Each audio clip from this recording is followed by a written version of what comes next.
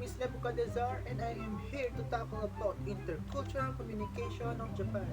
But first, let me give you facts about Japan. Did you know the national flag of Japan is a rectangular white banner bearing a red I, bearing a crimson red circle at its center. It is officially called Nishoki but is more commonly known in Japan as Hinomaru. It embodies the country's sobriquet land of the rising sun.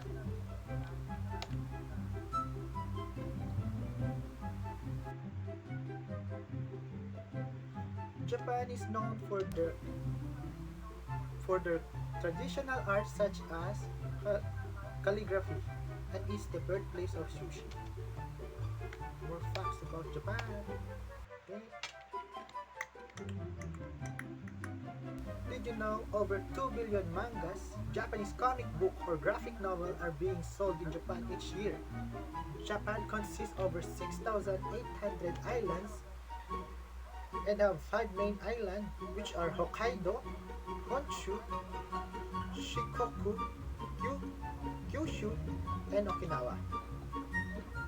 In Japanese, the name Japan is Nihon or Nippon, which means land of the rising sun.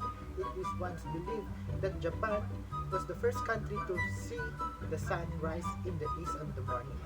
Japan is home to more than dozens UNESCO World Heritage Sites. That's all the facts. And let's go to our topic. Verbal communication. Indirect communication. The Japanese communication pattern is very indirect. When we say indirect, they are not direct.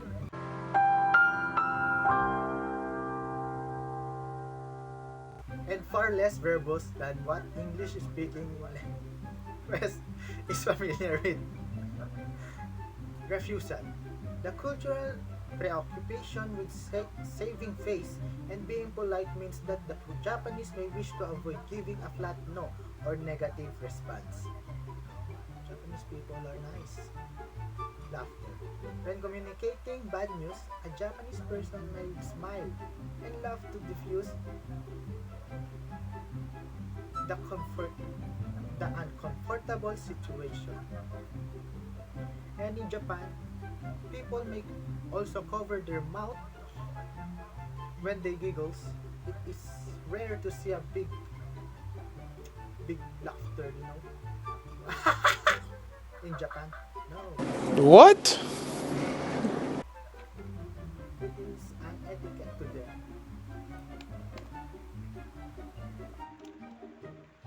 Next up, we have non-verbal communication. In Japan, physical contact. The appropriacy of physical contact varies depending on the context in Japan. You can expect a Japanese person to be immediately apologize if they bump into you or brush against you by accident.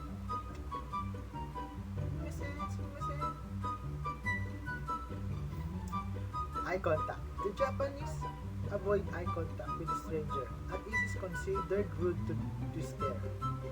When you visit Japan, don't stare at waifus. And last, nodding. Nod. Japanese people often nod to acknowledge what is said. However, this does not always mean that they agree or understand. It primarily a gesture meant out of politeness. Next, greetings.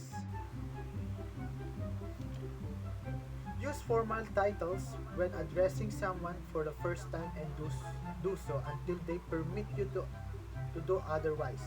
Similarly, never call a Japanese businessman by their first name. Japanese people are so respectful of their senpais. They casually bows in a slighted bend from the waist and a dip of the head. It is used when formally greeting someone or walking past someone of a higher status.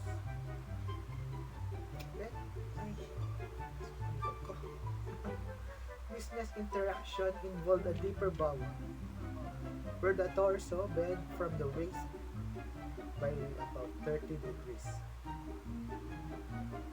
Japanese people are so respectful.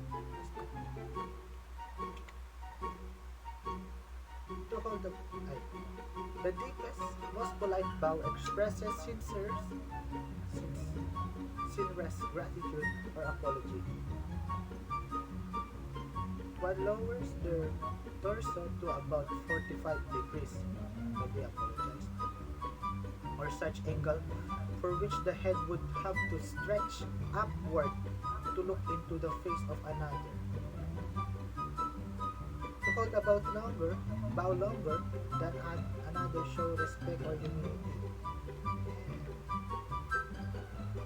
We go now to basic etiquette in Japan. When you travel and visit Japan, you may do so. Here are the do's or don'ts in visiting Japan. It is impolite to yawn. Another one. Or chew a gum in public in Japan. No. Don't do that. It's very rude to them. People are expected to bashfully deny compliments. Being too quick or willingly to accept compliments can make them seem concise. When they say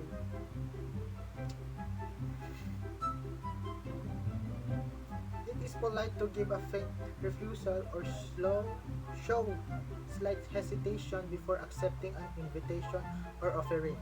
Such behavior show modesty. Japanese commonly sit in Seiza.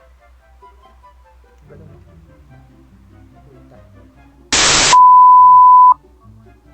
The style positioning in which one sit with their legs tucked directly underneath themselves with a straight back.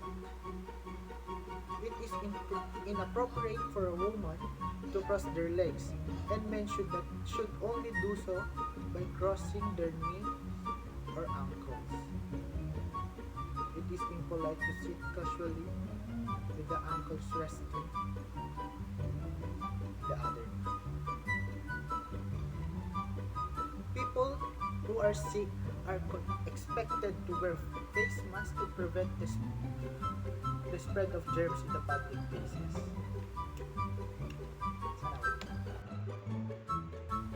Visiting. It is best to call your host before your arrival to give them a warning. Even if they invited you, just call them beforehand. Bring a small edible gift, such as sweets, tea, fruits, when visiting someone's home for the first time. And lastly, when visiting a house in Japan, shoes should be taken off before entering the place, next to the door or in a located area. Before entering, and place next to the door or in the located area before entering a Japanese food. Eating. In Japan, the Japanese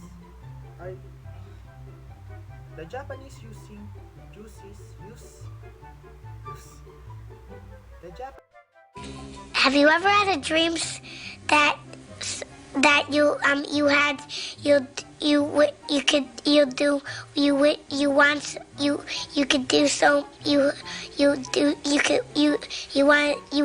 him to do you so much you could do anything? Japanese use chopsticks to eat their food. Sometimes a large spoon may be used to sip broth.